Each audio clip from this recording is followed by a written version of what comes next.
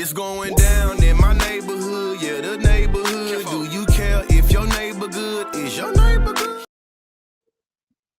Oh man, education is elevation. Shout out to everybody that's tuned in right now. Getting ready to have a conversation with y'all. I know today is not Wednesday, today is Thursday, but we have some very important elections going on. So I think in between now and November, don't be surprised if I surprise you with a conversation. Right now, I'm calling all my Floridians to come to the chat. You feel me? Even if the person that I'm talking to today is not in your district, I'm calling all Floridians to the chat because guaranteed you got a cousin or an uncle or a brother or a friend that's in this district. You see what I'm saying? Just be real quick. The goal of this conversation is to do two things. The first is for y'all to know who Angie Nixon is. The second is for you to understand what the hell the Senate even do. Because I feel like a lot of time we talk about people running for particular offices, and it's like, what do they do? What is the responsibility that you're campaigning for? And be clear.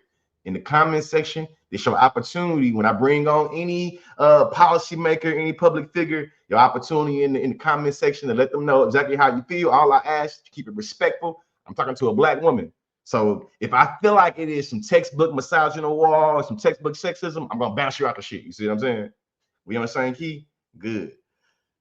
How you doing? How you doing? How you doing? I'm good. What up, Conscious Lee? Hey, everyone. Yes, I'm glad. I'm glad to have you here with us, Angie. You know what I mean? I know we both on a little tight schedule. I see you in the car. We can get right into it. First, what is the job that you're trying to get, and what is the role? Yeah, for sure. So I am trying to become the next United States Senator from the state of I'm sorry, I Florida, should the say great trying. state of I should Florida. say trying. I'm sorry, I shouldn't say trying. That sounds crazy. What are you campaigning for? That sound like the police. What Yeah. position are you campaigning to win for? No, for sure. So I want to become the next United States Senator from the great state of Florida, where there is the second largest population of Black people there, nearly 4 million Black people. I want to put that out there. A lot of folks forget about that. We are still in the South. And what the United States Senate does is we put a lot of checks and balances on the president. Like, that is what we're supposed to do. We do a lot of confirmations. We vote yay or nay in regards to his appointments to the different agencies and things like that. We also do the same when it comes to Supreme Court justices as well. And as you may know, we try to write legislation on a federal level. For sure. There's a lot of things that I want to push, especially in regards to things like Medicare for all, because medical debt is the leading cause of bankruptcy here in our country. And you got to think about it. Literally, people are dying or going bankrupt simply because they're trying to stay alive and they don't have the money, right? And so it's crazy right now. And so I just want to make sure that government is working for people and not against them. And so I'm running for United States Senate. I'm currently a state representative in Florida House District 13, located in Jacksonville, Florida, Duval County, for all of those residents. And everybody don't know about Duval. But yeah, I'm just really ready to put the power back in the hands of the people.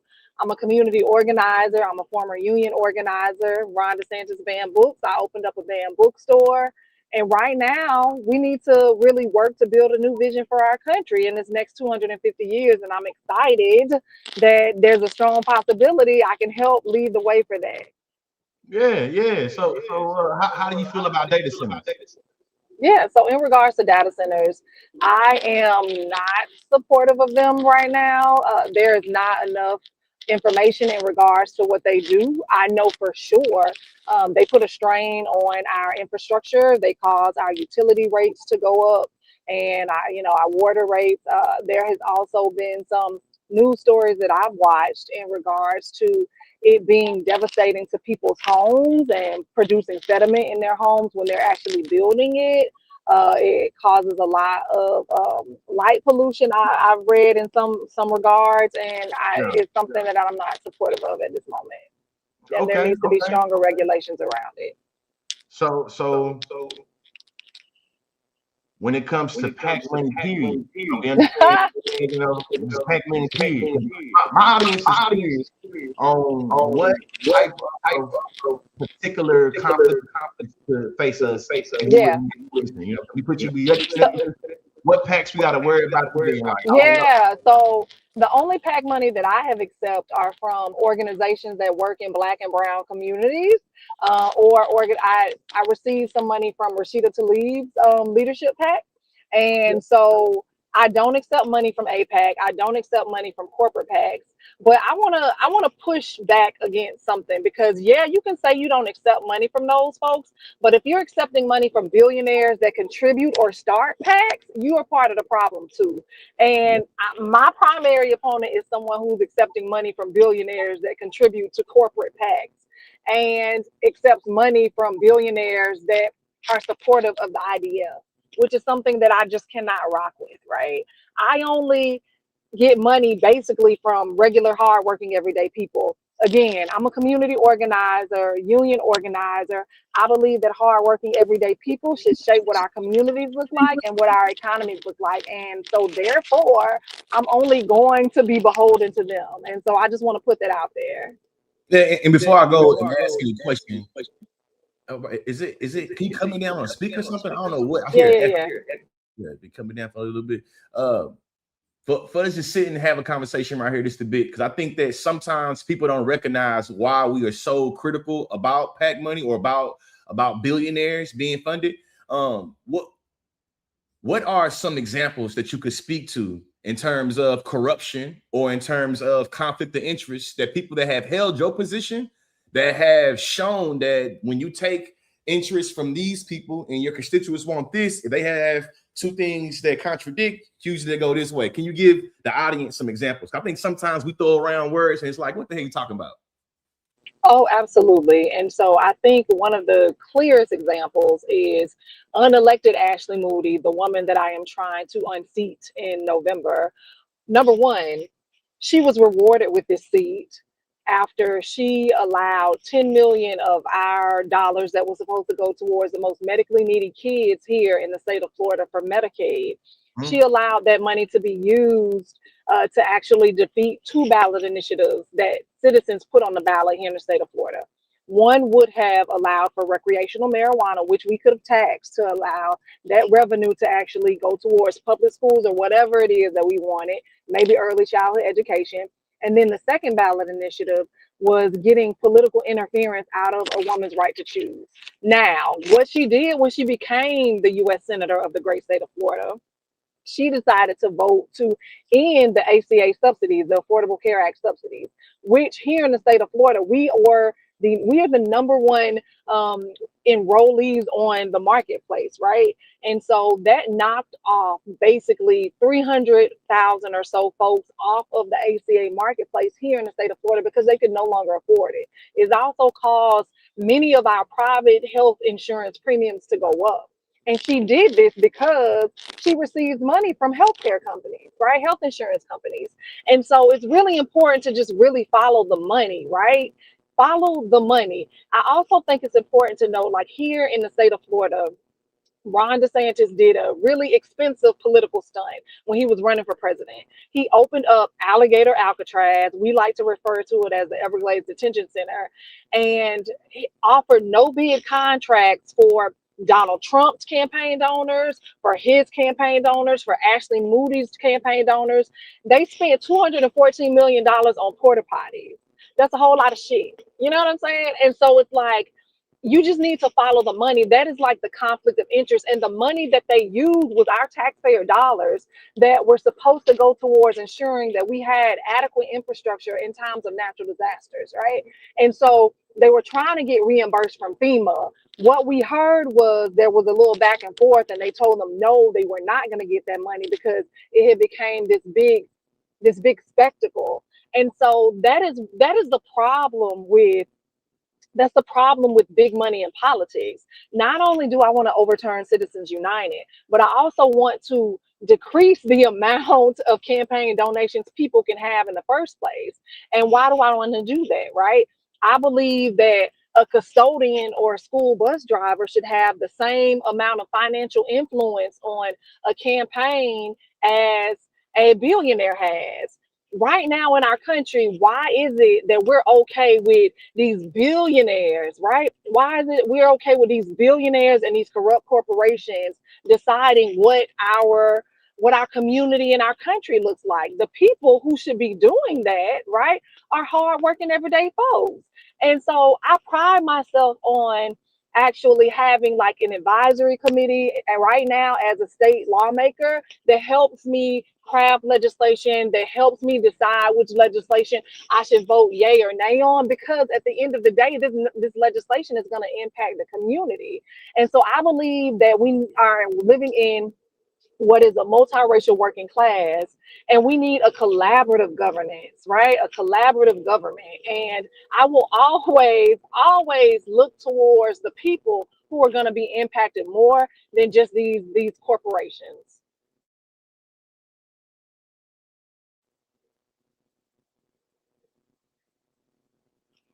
Oh, hold on, George, 1 second. I cannot hear you.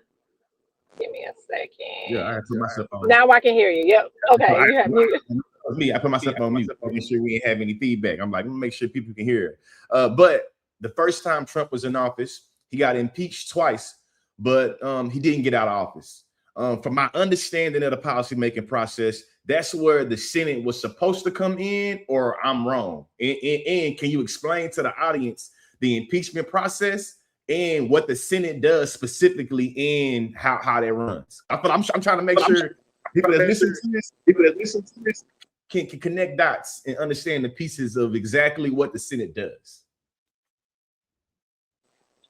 Yeah, for sure. So the Congress votes to impeach him. They go through those trials, right? Like everything, and get all the information, the fact finding. And then the Senate votes to remove him. And so the problem is we didn't have enough senators with the backbone to actually remove him. And I want to be clear, right? Like my primary opponent is going around saying that, he stood up to Donald Trump before, right? And he did, and thank you. However, he's now saying, people ask him, will he vote to remove Donald Trump? And he's like, oh, I need to make sure I have all the information and do the research. Sir, it is right there. He has committed so many impeachable offenses. Number one, he has called for the assassination of sitting congressional members. Okay. Number two, he has threatened judicial, Supreme Court justices, right? Number three, he has usurped power that is supposed to be in the hands of congressional members and senators. And so he has done so much stuff and so much corruption, like it's all there. So no one has to worry about whether or not Angie Nixon will vote to remove him, because I, in fact, will. Okay. Now let's get to a little policy. Get into a little policy. I just happen to have a background in education. I have a passion for education. I have a master's degree in adult and higher education. I know right now our country is experiencing a great assault on higher education and K through 12. As senator, what type of policies would you put forward specifically in terms of pushing back against Project 2025, and more importantly, that funding they're taking away? Like, what policy would you put forward? For sure. And so I want to be clear. For some people, they may not understand what I'm going to say right now and how this relates directly to education, but I want to end for-profit prisons.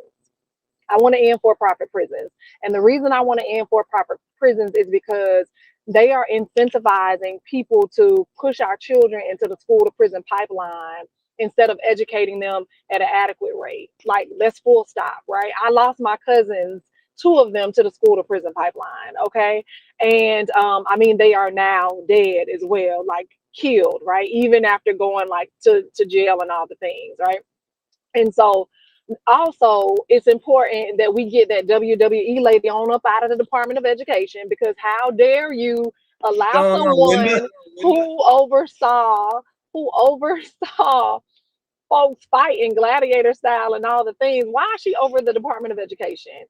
Also, we need to make sure that we are fully funding public education, not allowing these for-profit corporate schools that actually oftentimes move to our communities to get money and then send our children back, because number one, they can discriminate against them, right? Based on their hair, based on disciplinary issues, whatever. And then they oftentimes send them back behind, 1 and 2 years behind. And so I believe that public money should be going towards public schools unless a child has a disability or is in a really low income area, that type of thing. And so we should not be subsidizing billionaires and millionaires' children's education. We should not be doing that. Also, we need to make sure that we are teaching true and accurate history. That is not happening in the state of Florida. I want folks to know that a lot of we are ground zero here in the state of Florida for bad bills that have crossed across the country, right? And then become federalized. And so we need to be teaching true and accurate history. We also need to be petty, just as Donald Trump is, right? When we take back the House and Senate. What do I mean by that? We need to hold up funding to some of these southern states, or any state that decides they don't want to teach true and accurate history, any state that decides they don't want to pay their teachers a living wage, right? The state of Florida is one of the largest public school systems in the country, and our teachers get paid the least. We are the bottom 50%, like the bottom 50, right? The 50th in the nation. And so teachers need, at a minimum, all across this country, to be getting $65,000 a year minimum. And then, of course, it goes up exponentially with tenured teachers, right? Also, we need to make sure that we are fully funding childcare. I believe we need universal childcare so that we can start that foundation. For every $1 we spend, that puts $3 back into the economy. And so that allows parents to go to work, right? And that allows our children to have a strong foundation. And then, of course, I believe in free college, right? Free public college. Or if folks don't want to go to college, we should have programs where we can provide them with trades, like they can get a trade for free, a certification. We need to make sure that we are producing the best and brightest, and the folks who are actually going to help keep our economy going. And so those are a few of the things. I also am fully supportive of more mental health providers in the school system. I have a son who is gay, and I love him so much. And I know that children that are gay, they are 4 times more likely to attempt to commit suicide. And so also just knowing that COVID did a number on our children. I got 5 kids between me and my husband. We have a blended family. And so COVID did a number on all of our children. And so they need a lot of mental health resources. And so we need to be actively recruiting and actively funding these types of programs for our children. And of course, we also need like wraparound services, and definitely more money into Title I schools. And how are we going to pay for this? Well, God dang on, we're going to make sure that these billionaires pay what they owe. We're going to close these corporate tax loopholes. Did you know that 88 companies last year made over $105 billion? Meanwhile, they paid zero in federal taxes, like zero in federal taxes. And then we're going to hear from these Republicans and these corporate Democrats, because some of them are the problem as well. We're going to hear, we don't have this money to do all of this stuff, but you're spending $1 billion on a ballroom that we can't dance in. You're spending nearly $2 billion a day on a war that no one like is asking for, except Jared Kushner, Donald Trump's son-in-law, who has a vested interest over in the Middle East, instead of these defense contractors that donate to these campaigns. And so the problem is that a budget is a moral document. It lets us know where our values are. The problem is our values are not on everyday Americans. Our values are only on these billionaire class folks, as well as these campaign donors and these corporations. And I want to put the priority back into the hands of the people. Yeah, now you got my wheels turning now. So, you know, a lot has happened in the world, and because so many things has happened, a lot of us have not been talking about the Epstein files specifically, and about how a lot of us are looking for accountability of the Epstein files. I think the reason why it still should become, or it still should be a topic, is because we still see so many of our American brothers, sisters, people being ambushed at courtrooms because they quote unquote broke the law. They're not doing it the correct way. As senator, what role would you have, and what would you do specifically when it comes to taking accountability against everybody in Epstein files? For sure, calling for investigation and holding them accountable. There are some people that need to be locked under the jail, like period. And so I just I don't have time for the foolishness, right? Like I am running for US Senate because I am tired of laying awake at night wondering the type of world, the type of country I'm leaving to my children. It is not a good one with Donald Trump at the helm. This guy is like just thinks he's above the law. And I'm sorry, he's not. He needs to go to jail. He is a 34 count adjudicated rapist. And the fact that here in the state of Florida, they have renamed an airport after him, and we had to spend $5 million to allow for that renaming is absurd. And so I'm asking folks, what better way than to send a big, forget about you to Donald Trump is to make sure that you elect Angie Nixon to become your next United States Senator.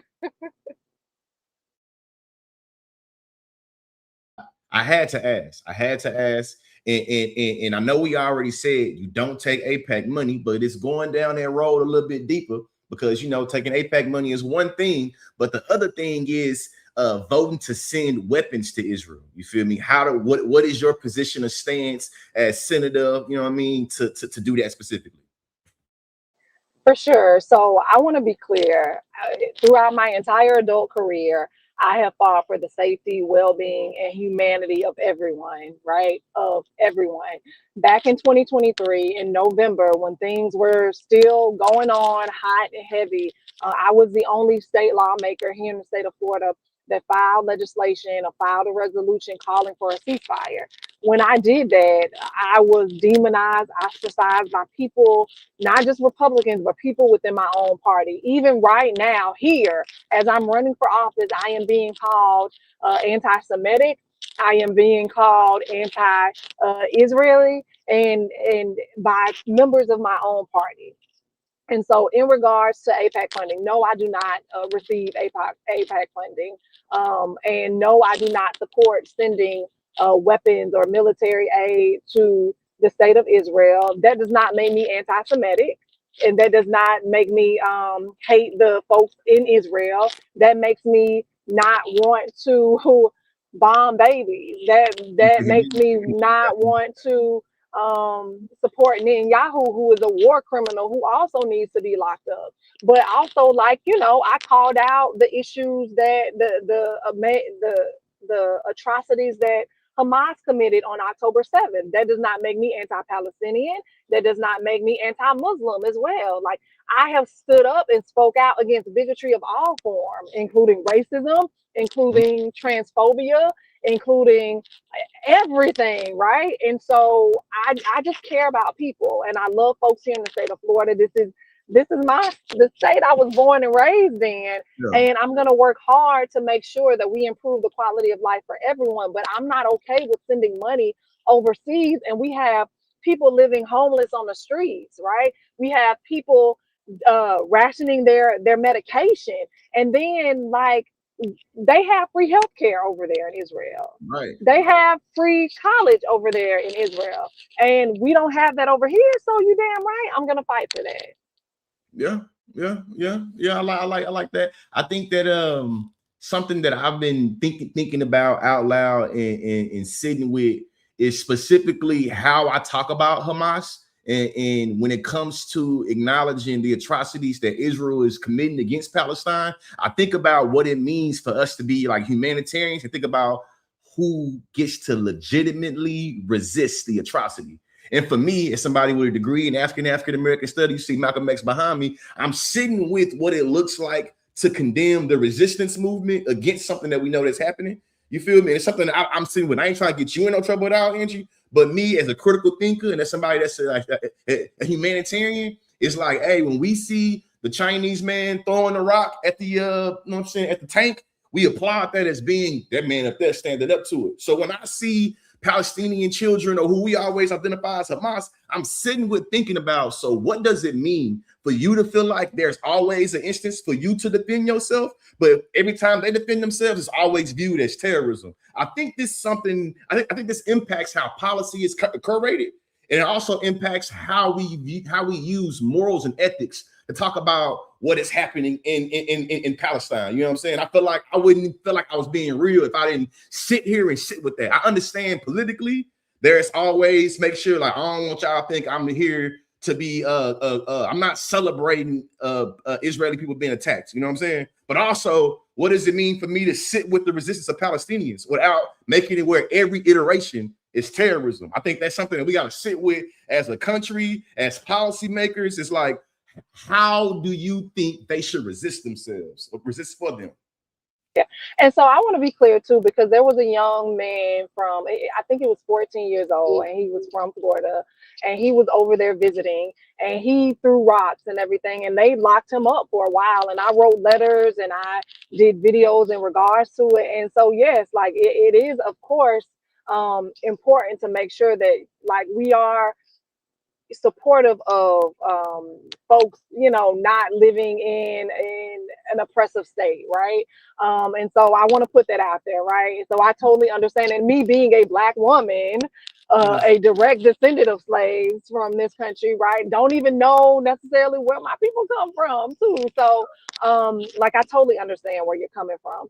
But again, like, that is why I was on the right side of history back then, was calling for it. I reached out to my Palestinian friends that I had in Jacksonville when I saw that Ron DeSantis was only, you know, calling a special session to address the issue that was happening because he was running for president at the time. And so, you know, this at the end of the day, it's just about life for me, like just protecting lives, right? Yeah. And I believe that we need to exhaust all diplomacy efforts as much as possible. And I believe like we need to make sure that the people in Palestine, like, and the people in Israel, like, they need to work together to decide their fate. And we need to get out, like, the US needs to stay out of it. That's a lot of the problems. Like, we come from this colonizer mindset and all the things, and you know, we can go down a whole rabbit hole with that. Like Tango Jordan said in the comments, colonizers gonna colonize. And what I think is important, people that's watching, the reason why I think that we have to speak to policymakers is because most of the stuff that we complain about politically, socially, economically is usually some type of policy or policymaker that's tied to the end of it. I can't think of nothing in my life that's not directly impacted by electoral conclusions. And I think when we start being critical of electoralism, we can talk about capitalism and corruption, people buying out and selling out. But I know Black people are going to be the most impacted by policy. So I think that we should be uniquely invested in how policy is curated because we're going to be the most impacted. With that being said, as House representatives in Florida, as what you're doing right now, what are some of the things you've been able to do, or some of the things you can brag on, flex on, you know what I'm saying, straightforward about that illustrates that you can, that you are the person for the Senate position. You see what I'm saying? And just kind of sprinkling some game on the things you have been able to push forward. A lot of times people come and it's like you did something, but like, what did you do as your last that justifies you getting a promotion? For sure. So first of all, I want to remind folks that we are in a very oppressive and hostile work environment down here in the state of Florida. We are in a super minority with my party, but I have been able to be successful. And it's so funny because even some folks trying to say that I have not been effective, I don't have to put everything in my name as long as it gets across the finish line. If I put that seed in them and push and advocate it and have them put that bills out there, then like that's a win for me. But my pride and joy is I filed legislation to expand access to early childhood education for low income and working families. And then Representative Grawl, she's a senator now, she wrote this gigantic omnibus bill. And I had her place my bill in her omnibus bill that was about early childhood education. And so it passed, and it allowed vendors, providers, child care providers to get paid decent reimbursement rates from the state government so that they could expand access to these child care vouchers for low income and working families.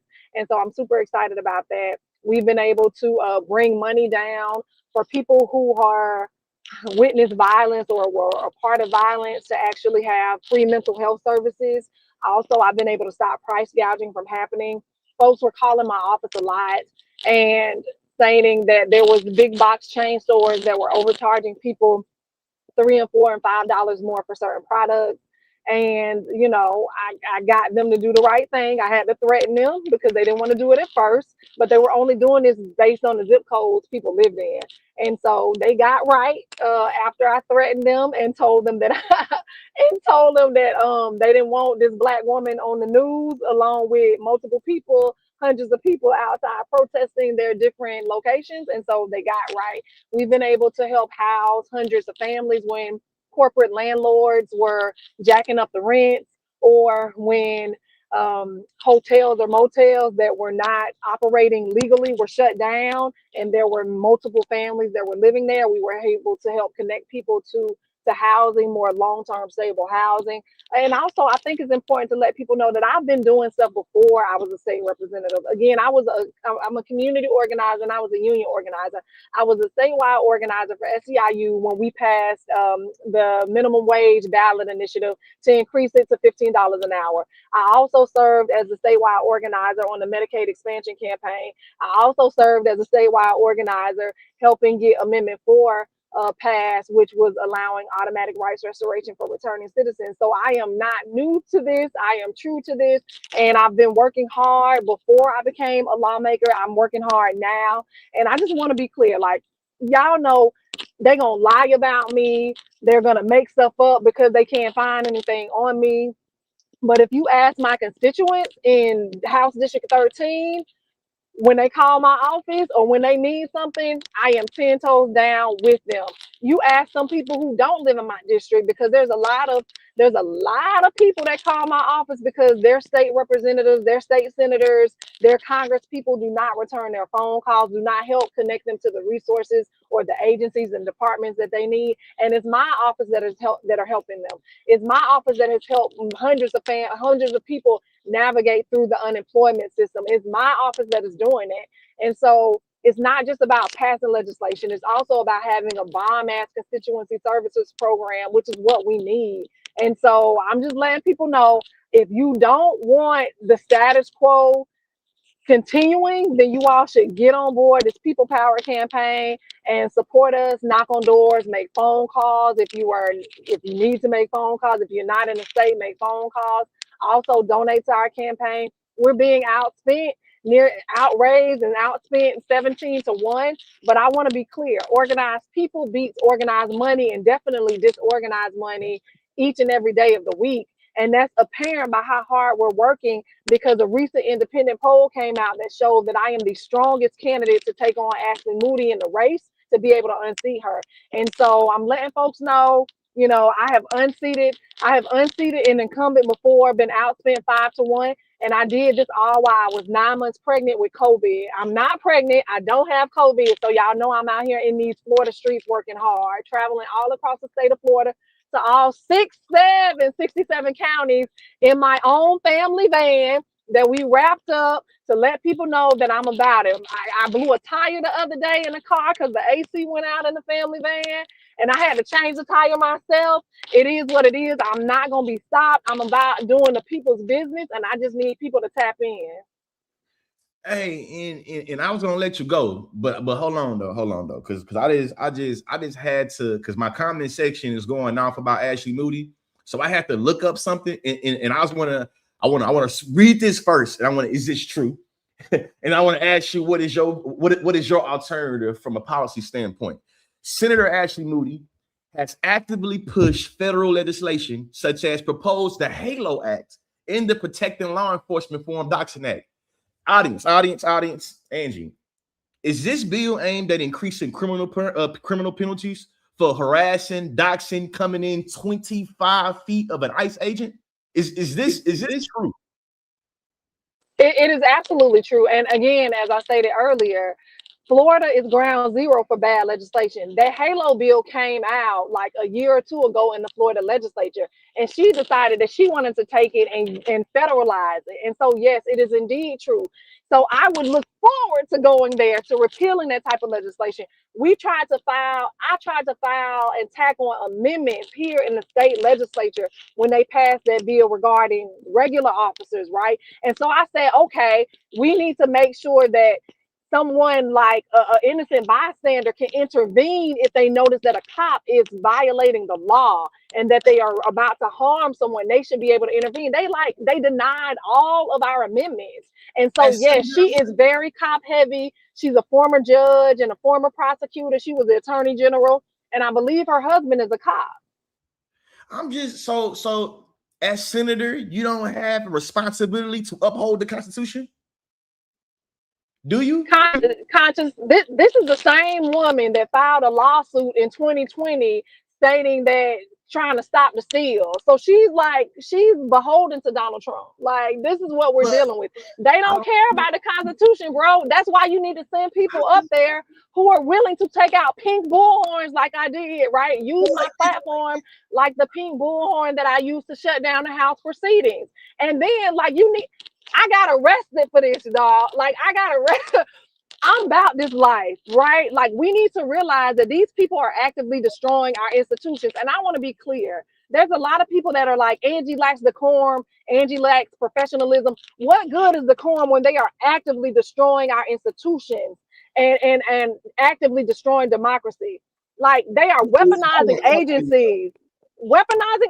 They're shooting people in the streets unarmed, and they've been doing that to Black people already. And so you think I'm gonna sit idly by while they are violating the Constitution and going against everything that my elders that are still alive today had to fight for? So absolutely not. So one thing you're not gonna get is just someone who's going to, for me, is someone who's only gonna write a strongly worded email. What you're going to do is get someone who's going to push back and call it out, and also work and have an inside outside strategy, right? Someone who's going to galvanize and organize people outside, because the only way that we're going to be able to build this new vision for our country is not just waiting on elected officials to save us, but to organize harder and stronger and to get louder. Man. Shoot, that my brain going so crazy right now that right now ICE is being championed against our immigrant brothers, our undocumented, you know what I'm saying, family members, because they are breaking the law and they not abiding by the Constitution. So now we have senators who are supposed to uphold the Constitution trying to push unconstitutional policies to go after people that you believe is not upholding the Constitution. Like, boy, I'm a rant when you leave. Man, that's crazy. Y'all don't understand. That shit don't make sense. I'm trying, man. In closing, you know what I'm saying? In closing with you, what are the last days that people are able to go vote for you? And what are some of the last words you want to leave the people with, specifically on people in your district? They get to vote for you specifically in being senator, especially on Floridians. For sure. So early voting is happening now. For some people, it goes until Saturday. For some people, it goes until Sunday. And election day is Tuesday. And so the last closing words I will say to y'all is this. Look, y'all, we deserve nice things. I believe that we all deserve the opportunity to be healthy, to be prosperous, to be safe, to experience joy and rest. And right now, in this next 250 years of our country, like, I am ready for you all to decide what that looks like, right? And I'm ready to build a new vision for our country, one where every family has stability, one where every worker has dignity, and one where every young person has the opportunity to reach the true American dream. And so we can do this, but like, I need help, right? Like, I would love to be on the front lines in the policy area, in the electoral area, and I also helping out in the grassroots movement, right? Like, we have to have an inside outside strategy. We just have to. And so I am that candidate. I come from movement. I'm proof of what happens when you actually invest in your leaders. You invest in grassroots movement. Because I was a volunteer that became an organizer, that became a leader, that ran for office, right? And now I'm here. Now I'm running for United States, and I would have never thought in my entire life that I would run for United States Senate. And I have a real shot of winning. but I need people to lean in with me. This is not about me. This is not about if I can win. This is about if y'all are ready to win and ready to change this up. And so I am so excited. If folks can go to angienixon.com, they can volunteer, sign up, hit us up on Angie for FL, start following us on Angie for FL. You can DM us and everything. If you want to send a resume, I saw someone say, you send it to team@angienixon.com. And so I'm super excited. And I just want to say thank you all so much for everything. Everybody's coming to my car right now. Thank you, Conscious, for agreeing to allow me to be on your platform. And thank you for everything that you're doing, brother, and just educating people. Y'all, like, I'm super excited. Let's change the trajectory of our country. Let's do this.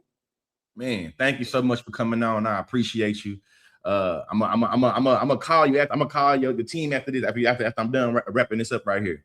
But what y'all seeing right there is there is a concerted effort, I believe, to make a lot of Floridians, the majority of Floridians, like they're irrational people. So when we start to view Black people that's in Florida that makes sense, I think that it kind of deconstructs a lot of the pathology that we have around Florida, man, and Florida people particularly. Also, we know that a lot of times we hunger for what it used to be because we understand the comfort level that we have right now in America is what our comfort level used to be. So a lot of us are longing for respectability, longing for decorum, longing for respect, longing for standards that have completely devolved. They gone.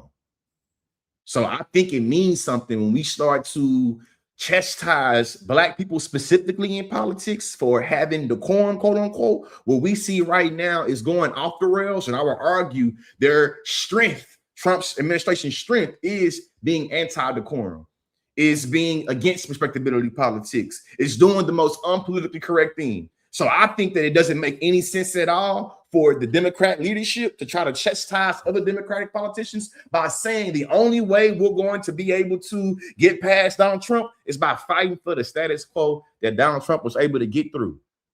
You know what I mean? Another thing I want to say right here is one of the reasons why, as a Black person, I ask politicians about AIPAC and about sending money to Israel and about education, because those three things is intimately tied together. Governor Ron DeSantis, he believes that it is completely legitimate and ethical to demonize Black children and children of Florida learning about Black history, but he doesn't think nothing is wrong at all when it comes to learning about what they call the Israel-Hamas conflict. Think about that. The same redneck conservatives that want to say they want to do America first, the same one that say they want to make sure that it's not any foreign money. It's also the same government that will say we don't want to teach none of our children about the history of this country. We will much rather teach you about a foreign conflict. When I'm asking Angie about education specifically, I believe there's an internal link between us being uneducated, miseducated on the policymaking process and how they're able to get policies across from us. Like my platform, my motto, education is elevation. It's not just a little cute saying to say, you feel me? Like when I was going in grad school and I got that master's degree in education, I learned the loosely coupled systems of the academia, and I learned how the United States federal government is really structured by who has access to education, who don't have access to education. And what I know is the same people that's in Florida and Texas and Oklahoma and Mississippi, Alabama that was saying, "Oh my God, we can't erase the real history, guys. You're trying to take down my Papa slave master statue that went up in 1960 is trying to change history." The same people that said they want to sustain, they want to preserve legitimate history, is now getting policymakers to pass legislation that completely obliterates real history. We know right now that the states of Florida and the states of Texas are going to be the two states that get to try all day wacky ass, homophobic, transphobic, anti-Black, anti-immigrant, I hate poor people policies. You feel me? And I don't think it's ironic at all that these two states usually find themselves at the bottom 10 ranking of the country.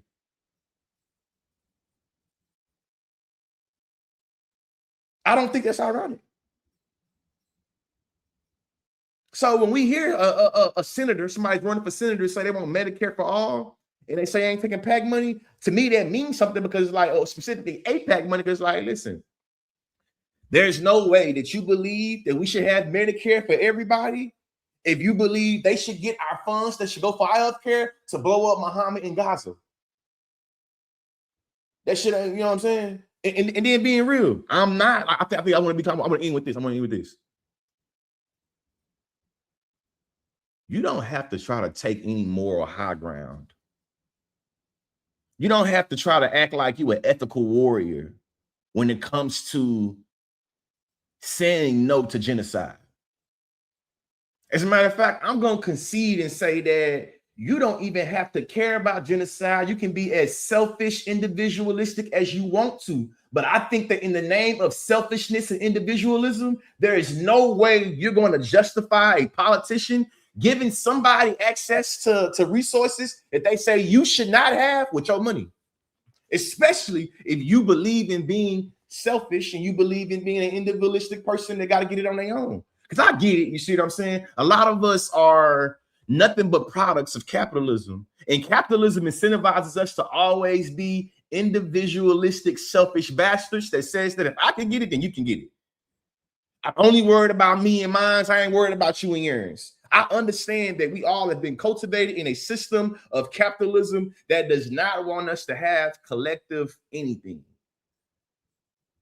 Understand that. Do you think it is okay for Israel to take a state-funded trip with your senator that was elected to represent you in your state? To take a state-funded trip to Israel to go to Tel Aviv and watch them blow up Palestinian children? I don't think that shit was up. And listen, instead of asking, man, why the hell Conscious Lee and all them other wannabe Malcolm X, wannabe freedom fighter revolutionaries always talking about Palestine and Israel? Why y'all care so much about Palestine and Israel? Listen, Angie right now is running for senator of Florida, right? She's running for senator of Florida. Being senator of Florida means that she want to go to Congress, specifically the Senate, to be able to represent the constituents of Florida. Now she's running for the trying to knock this person out of the spot, Ashley Moody. We should ask Ashley Moody and the rest of the Florida people, hey, why did you take $150,000 from AIPAC, and what specific interest do they have in you as senator of Florida? Because instead of asking all of the quote unquote leftists or people like, why y'all care so much about Israel? Ask your elected official that shit. You feel me? I'm not the one taking no trips to Israel and go to Tel Aviv to go sit at the beach. Your elected official is. Your elected official is. So when I hear elected officials say, man, Medicare for all is unrealistic. You don't think it's unrealistic for the Israelis? You don't think it's unrealistic for them?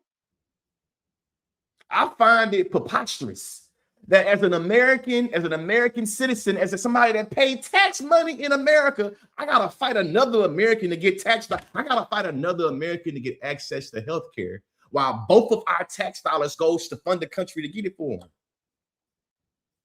That shit blow my mind, man. And then peep game. In conclusion, whether you in the city, whether you in the rural, whether you in suburban America, all terrains of America is being impacted by data centers, and big tech is coming. You smoking dope and dog food if you don't understand the relationship that these data centers have with surveillance, has with AIPAC, has with Top City, has with mass incarceration, has with the prison school to pipeline. Hey, if we're being told that they're going to make our world so technological dependent that they're now going to be relying on machines to surveil us, hey, I like to think about the concept of epistemology. Epistemology is a fancy word for knowledge production. How do you know what you know? The study of knowledge. I would say that the epistemology that these AI is being generated on is literally from a place of anti-blackness, which means When they taking away our clean water and our clean air to fucking do AI, they only doing it and perpetuating anti-blackness and criminality. You feel me? The more they throw up more data centers, the more they justify using technology to justify and rationalize it with demonizing black bodies. It's a clear line to it. Hey, you ain't even gotta extrapolate too much at all. Even this, the lithium, the cobalt, the coltan that's being used to fuel a lot of this technology around us is being made with the blood and sweat and tears of Congolese people. I end with this, man. As somebody with a degree in African American studies, as somebody that's a descendant of African slaves here in the Americas, I always wondered what was the character or what was the ethics of everybody else in the world that was storing on that cotton, knowing that my people had to die for it. I used to really think like, God damn, I can't imagine what they was doing in the rest of the world and they sipping on tea and my people having to die for that sugar. I used to always really like think like, damn, I wonder what it was like in antebellum plantation times for an individual to consume or use a product that was made by blood, sweat, and tears, and then claim that you have humanity or claim you a Christian or claim you. And then I sat there and thought like, well, nigga, you sitting here trying to build a whole platform off of a technology that's made with the blood, sweat, and tears of people that look like you. As a matter of fact, it is not far-fetched to believe that you probably got some Congolese blood pumping through your body and you love to sit on the technology. Just because you are ignorant to something and how it impacts you doesn't mean it doesn't impact you. Just because you are ignorant to how something impacts you doesn't mean it don't impact you. Just because you ignorant to how something works, it don't mean the shit ain't working. There are a lot of people that pride yourself like me. I pride myself on knowing things. So I understand how defensive I can get naturally sometimes when I'm hearing some shit and I think that I'm right and I feel like I know what's going on. I don't know what's going on. Hey, man, I know a lot of smart people that get the talking out the side of their neck when it comes to American international relations. I know a lot of people that talk out the side of their neck when they start thinking about international policies. At the beginning of the year, every fiscal year, our government gets a big annual budget. Most of that budget goes to the military. It don't go for none of the shit you want. So the next time you fix your lips to say, well, I don't care about what's going on over there. I got to care about me first. I got to fix me first. Think about it. Think about it. If they don't have $10 billion. No. If they don't have $500 million to make sure your kids can eat food in school, but they can they can fabricate $3 trillion overnight to go blow up Iranians. You don't see that trade-off. You don't see that trade-off. When y'all talking shit to poor people, and you believe that a poor person shouldn't be able to eat steak and lobster, or shouldn't be able to have a big flat screen TV, or them poor folks that living on HUD and food stamps, how dare they wear Jordans? You understand trade-off then. When at any time they come to trying to chastise a poor person for how they spend their money, individuals can be very fiscally responsive then. You know, well, if you didn't have them new Jordans on, maybe I wouldn't have to give you no food stamps. How come y'all don't have that same energy when it comes to the United States federal government? When it comes to the United States federal government, how come you don't treat them like you treat that poor person down the street from you? You get mad at that person for mismanaging $200, $300. They mismanaging $300 trillion over here. But you ain't got nothing to do with that. That's just politics, huh? That's just politics. Hey, well, you keep on making and rationalizing with who has to be a casualty for you to keep on playing your status quo game of politics. Education is elevation. Education is elevation, even in the face of criminalization. Education is elevation, even when you think about the school to prison pipeline. Hey, education is elevation, even in the way they try to miseducate Negroes, because they know it's going to elevate us. That's the reason why they try to purposely mess up books, purposely not give us access to education, purposely, do things to the curriculum that make it where the people that's in power never, ever, ever have to view or have to be seen as being in power, because you're gonna blame the trans person, you're gonna blame the immigrant, you're gonna blame Pookie and Keisha with the kids, you're gonna blame Hector and Jose, and you're gonna blame everybody but the people that need to be blamed, man. I see y'all. I see y'all again, maybe before Wednesday. We told them white people hear us, but they weren't listening. Dropping gems with some depth, trying to dig in. Elevating to another level, you should get in.